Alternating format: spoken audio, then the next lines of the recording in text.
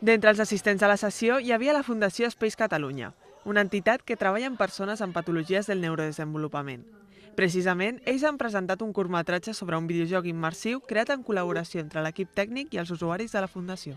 Ha sigut xulo perquè s'han mostrat molt participatius i cadascú al final ha pogut sentir-se com el seu personatge i crec que això és el més bonic que pot ser. Hemos presentado un videojuego que se llama un cortometraje y los personajes son Mamarú, Fesita, Josep, Carmela.